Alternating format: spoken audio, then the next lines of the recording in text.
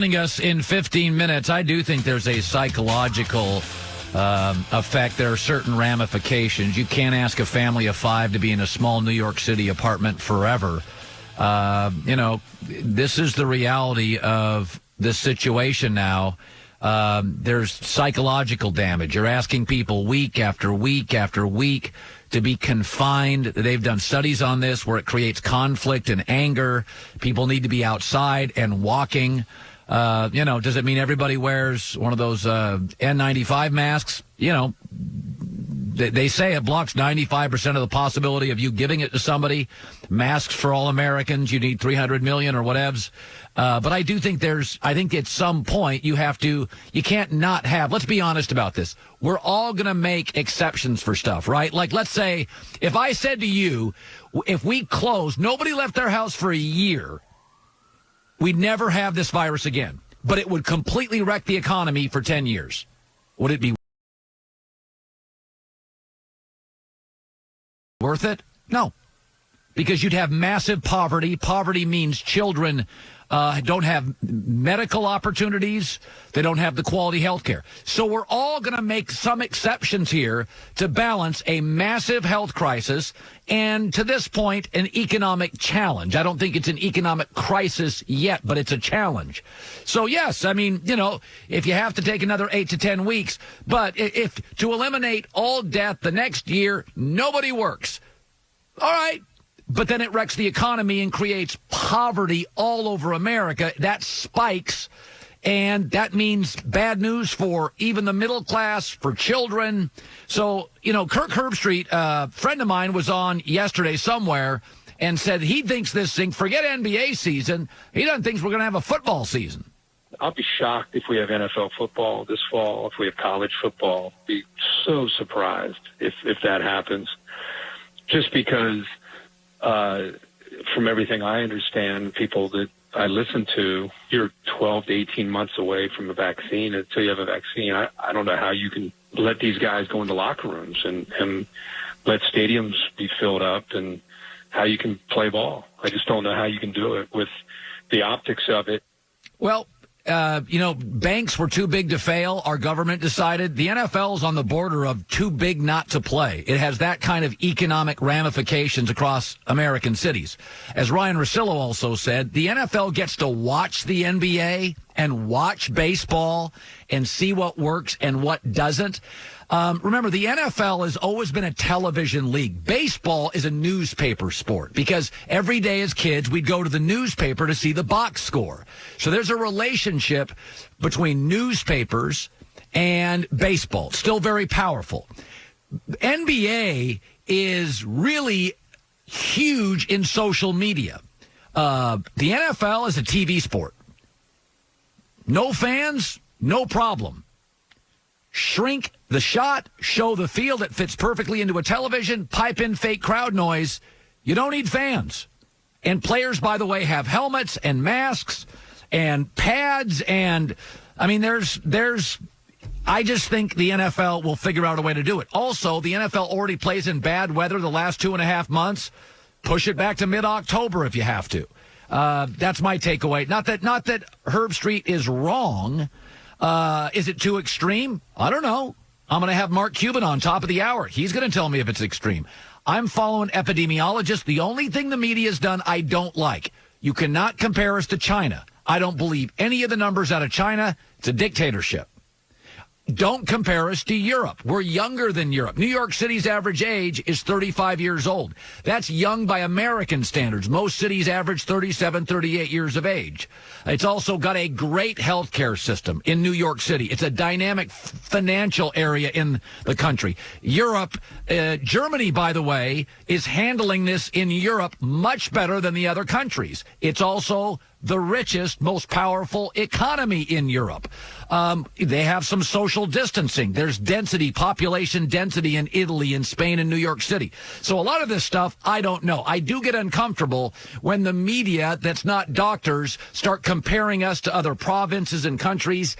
We're not Mexico, we're not China, we're not Italy. We're the states. In fact, within the United States, you have Texas that's huge and very spread out, and then urban areas like San Francisco and in New New York. In Los Angeles, people live in cars. In New York, they have a subway system. Is that problematic? It would seem to me it is. So I don't have any answers. Herbstreit's going to get crushed for saying this. I don't know that he's too extreme. I don't know that he's wrong, but I do know the NFL gets to watch baseball and the NBA, and they're playing outdoors. It's cold weather to begin with. They can move the schedule back. I think we'll have some level of NFL on television. I do. Mark Cuban, always fascinating. Haven't talked to him in a couple of years. Coming up next.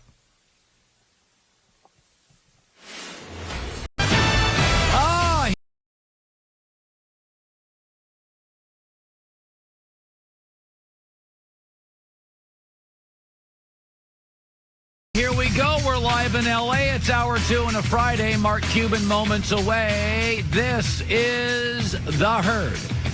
Wherever you may be and however you may be listening, we are on Fox Sports Radio, iHeartRadio, FS1, Sirius XM Channel 83. Joy Taylor is joining me on the radio side. You cannot see her.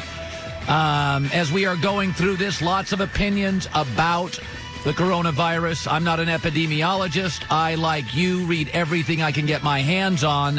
Have shut TV off, have shut some cable TV off for the time being because it's, I always worry that we're using journalism as a commodity now, not as journalism, and sometimes on cable TV.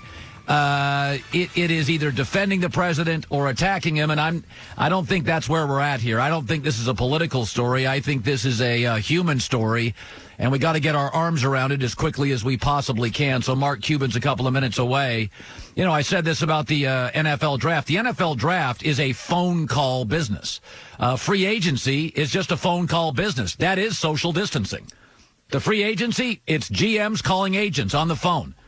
There's no reason not to have social distancing other than being worried about, quote, the optics. The NFL's not worried about optics. The NFL draft, it's GMs on a phone calling into the league.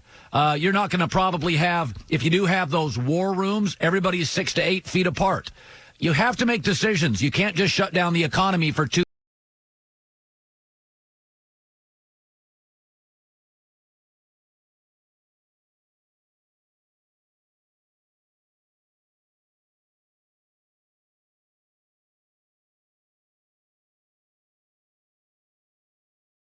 It's not the owner of the restaurant. It's the guy, the line cook. These are all things that grown-ups have to discuss. These are the kind of you contextualize this stuff economically, and you get the smartest people in the world, the smartest economists, guys like Mark Cuban, and they figure it out. That's what you have to do. You have to talk about it. You can't be offended that you're going to, scare somebody or somebody's going to get mad at you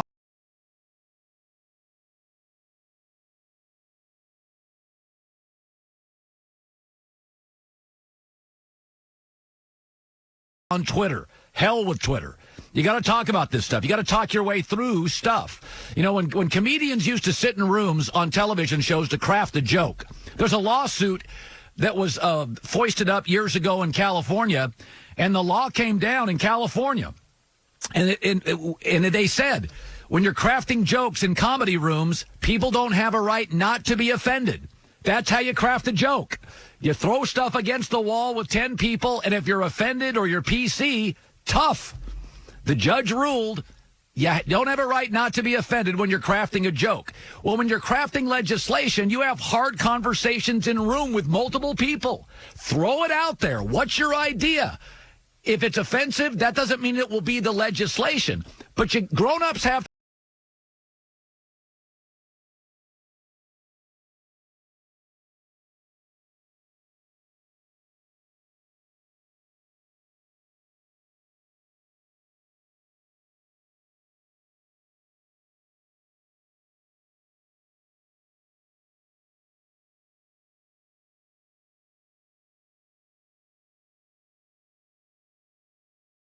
but not too soon. This morning, where do you land on that? I mean, all you can do is look for the information. I mean, Colin, we're working with imperfect information right now, and that's the genesis of the problem. Nobody really knows when this thing will end. Nobody really knows what it is yet. Nobody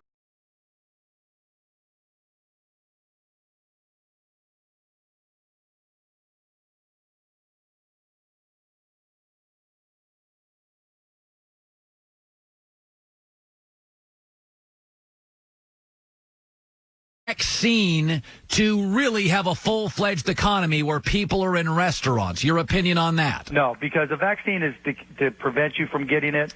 And again, let me take a step back. I'm not a doctor. I'm not a medical expert. I'm just giving you, my opinion and nothing more. So I think we need to know that the doctors are telling us it's safe. We need to know that the experts are telling us it's safe. We can't guess. We can't say, oh, now we have a vaccine. No, when the Surgeon General and the doctor would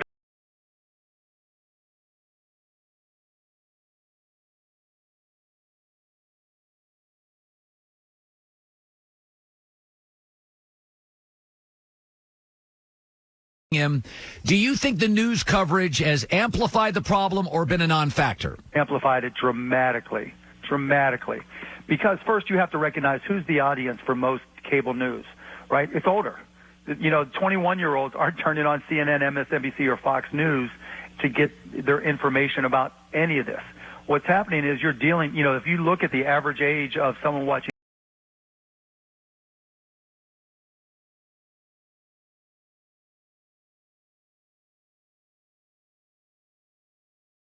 any of those three cable news networks, it's 65 plus. And who is the audience most likely to be negatively affected and possibly die from the coronavirus? That same age group. And so I don't think they've handled it correctly at all. And I don't think necessarily we've communicated with young people who get their news from streaming or maybe Snapchat Discover or maybe even TikTok, and they're the ones going in Austin and having beach day or whatever, swim day, and ignoring all the restrictions. And so you've got to know how to communicate with each demographic, and I don't think anybody's done a good job of that right now. Mark Cuban joining us, owner of the Mavericks, busy guy, entrepreneur, and investor joining us here in the herd. When, for instance, density, like New York City, Italy, 60 million people, size of Michigan, a little larger. Clearly, population density is an issue.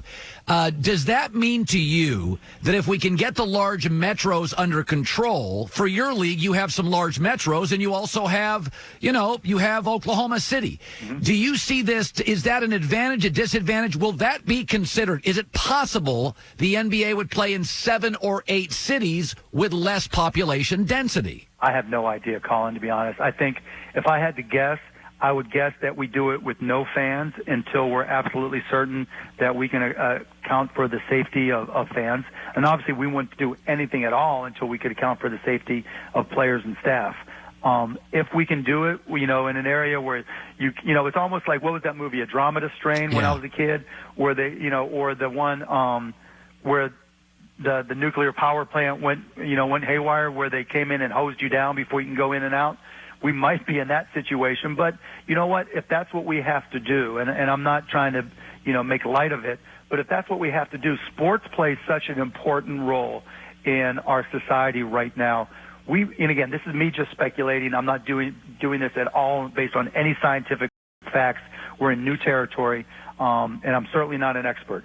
So if the experts tell us that if we disinfect everybody doing A, B, and C, and then they go into a confined area, and we can play a game that's then produced and presented maybe through robotic cameras, who knows, on television and streaming, my guess is, and this is me speaking, not Adam, that we would do it because sports is so important to us right now. And if the NBA can lead the charge, I know that's important to us, and hopefully we can. Mark Cuban joining us. The banks appear well capitalized. I don't know. I always worry about banks in this situation. Economically speaking, it is. We've gone through crises before. How concerned are you about the economy going forward? I'm not concerned about the banks so much because the Federal Reserve will take whatever precautions and whatever steps are necessary. They're being very aggressive right now. Obviously, I'm concerned about the economy because, again, we're in uncharted territory. Nobody can predict, but what gives me hope and what gives me faith is, what makes the United States different than every other country on the planet is that we're very entrepreneurial. We're very creative. If you look down the list of the top inventions of the past 50 years, it's a checklist for 90% of them being American-based companies. And so that gives me a lot of hope. And, there'll be a point in time, Colin, when you and I are talking and we look back, whether it's 3 years or 5 years, and say, oh, my goodness, look at these amazing companies that were created out of the soot of the coronavirus, because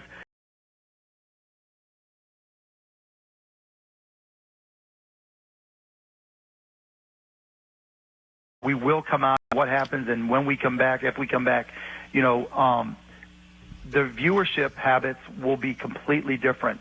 That creates opportunity for us to take chances and try different things. In my perfect world, the NBA effectively is year-round. Maybe we're playing quote-unquote summer league in August, September, in October, and then going right into the start of the season. And, maybe now, since the Olympics is postponed, and who knows what's going on with FIBA, with international basketball, we take this opportunity to create our own version of the World Cup that the NBA and the NBA players own, that we have the broadcast rights to, and we limit the Olympics to players 21 years and under, because we're going to need new sources of revenue globally that help to compensate for whatever losses we have here, and there will be losses. Many have suggested, I'm one, I would love to see you go into public service. I think you have an interesting balance of business savvy and humanity. Mark, this has obviously been a moment. My wife doesn't listen to my show. I'm not sure she knows what I do for a living. She asked me if Mark Cuban had been on yet, and she said, then and only then will I listen to your show.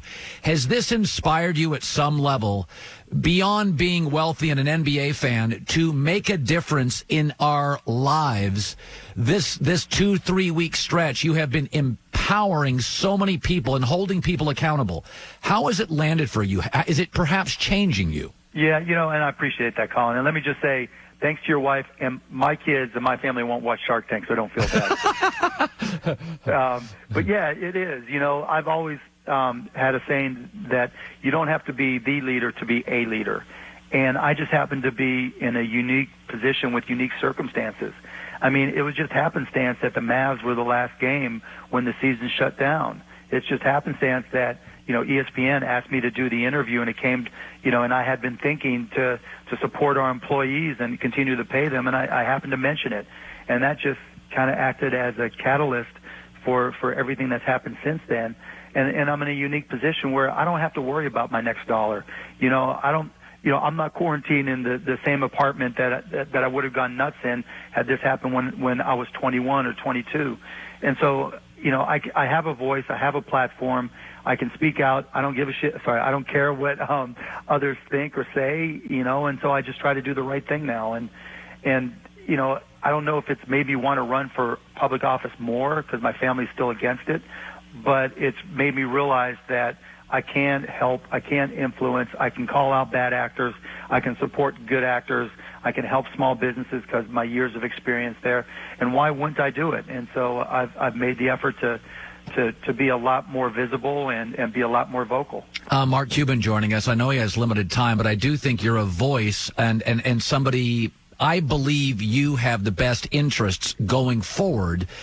As somebody who's made a lot of money in corporate America, there is a sense in America, the billions will go to the corporations. They won't help the restaurateur. Do you ever, because I tend to be a financial moderate where I believe in some regulations, but not over-regulated. But in times like this, if you look back, there are times where there are a lot of bad actors, Mark. Yep. Are you concerned that we'll pump in, this could become a political story, 3 to 4 months of massive Fed money, and it goes, unfortunately, to too few people who don't have your means? Yes, I am. There's an old saying that QE is basic income for rich people, quantitative easing, and, it acts as a put on the stock market. Now, we're dealing with 100% uncertain information, so any decisions are going to be wrong for a lot of people. Imperfect information leads to imperfect decisions. We're kind of in a ready, fire, aim as opposed to ready, aim, fire mode. And so, yes, I'm concerned about that. I've been very vocal about the fact that if a company like Boeing, as an example, who I think has become a bad actor in a lot of ways, is going to take government money, then we need to do a Warren Buffett deal. When Warren Buffett gave $5 billion to Bank of America to help, support them and effectively bail them out, not only did he get equity, but he got warrants. And when Warren Buffett sold those warrants 5 years later, he invested $5 billion, ended up with $17 billion. Why can't the government make the exact same kind of deal? And the Boeing CEO, when he was asked about this, said, well, you know what, if the government wants equity from us, then we'll just go to other sources of capital and we'll work with them. Well, guess what, Boeing? Go work with them. Kiss the task. We need to negotiate as if, someone smart was at the negotiating table. And I will say this. I've been dealing with some folks in the Treasury Department, and what Secretary Mnuchin is doing and has said he's going to do in terms of negotiating for some of the bailout funds and asking for equity, asking for warrants and options, I think is good. So that gives me some hope. But to answer your bigger question, I am concerned. And I've said very publicly that anything that we do for corporate executives that is paid for by taxpayer money, every single employee for that company should get the exact same thing. So, because no company comes back without every employee in that company busting their ass. And so if there's an executive that gets $1 million in bonuses and they make $1 million, that's 100%. Every other employee in that company should get 100% of bonuses, whether it's equities, whatever it may be, equal to their salary. And you have to do that because the reality is nobody is going to get ahead getting paid by the hour or just getting paid a salary. You have to have equity in something. It's just like our homes. We own equity in our homes, and when they appreciate, that's really where most of our wealth is across the country. And for those people who don't have homes or just working by the hour, basic salary, we need to give them equity in these companies because that's the only way we're going to close the gap so that an individual getting paid by the hour, if they have stock in the company, stock in their 401k, they get the benefit as much as the CEO, and that's how we close the income equality gap. By the way, Mark, in Los Angeles, Manhattan Beach, well, Yep. They're closing everything. I'm sitting in my house, a couple power walks in the neighborhood, but I'm not going anywhere. Just if I could ask a question about Dallas, are they heating warnings? For the most part, yeah. Okay. Yeah, I mean, we'll go take a walk around the neighborhood and keep our distance, but we're not letting kids come over our house. We're not letting our kids go anywhere. Fortunately, our kids' school makes them sign in at 8 in the morning and turn in their assignments and those types of things. So that's helped quite a bit as well. Mark, thank you for talking to our audience and for sharing time with us. You're incredibly busy. You're always thoughtful, and thank you so much. Thank you, Colin. Have me on anytime. All right, Mark. Appreciate it, buddy. Mark Cuban. All right, that was nice, and I thought he gave you some information. I know some of this stuff is, it's about the markets and the Fed, and it's very complicated, but he sounded, and I asked him about that. I knew it would be a complicated answer, but my takeaway is, how does Mark feel about it? He's in an information tunnel that people like me, you perhaps, are not, and if he feels confident, then I feel confident. So that's where we stand. Joe Looney's the new Cowboy center. Travis Frederick retired. He's going to be on later in the show. We'll lighten things up a little bit. But again, I'm just, and one of the things Mark addressed very early on, you cannot worry about pushback on Twitter. We're going to have to come back and make this thing work, and it's not going to be perfect. There is risk to everything. You cannot keep everybody in their house for 2 years. You stop being an idealist. That's not realistic. I mean, Joy and I were talking during the break. That's not a discussion going on with grown-ups in America. We've lost 1,300 people in America. We are fighting. This is a fluid situation, but let's have grown-up conversations, not screaming, yelling, pointing, marginalizing on social media. We got to get through it. Let's be grown-ups. Don't try to win Twitter.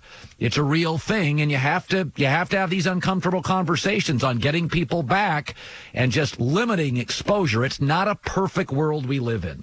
Around the corner, Charles Barkley has some thoughts on what's going on. That'll be next. Taxes. Listen, they've pushed back. Our federal government has pushed back the IRS taxes. I think it's due. Did we ever figure this out? Was it July 15th, Joy, or June 15th? I believe it's July 15th. All right. The thing we know this time of the year, you have to worry about DBAs, S-Corps. Maybe you're making a living will. That's where LegalZoom comes in. They don't charge hourly rates because they're not in a law firm. This is tax professionals and independent attorneys in all 50 states. These are real pros getting you through the tough times so you can concentrate on your expertise. Your life is going to meet legal. I've had friends, myself, I've used LegalZoom before. LegalZoom.com today. Incorporate, form an LLC. We're all going to have challenges. They've helped over 2 million American businesses. Think about that. 2 million American businesses, not just 2 million people. LegalZoom.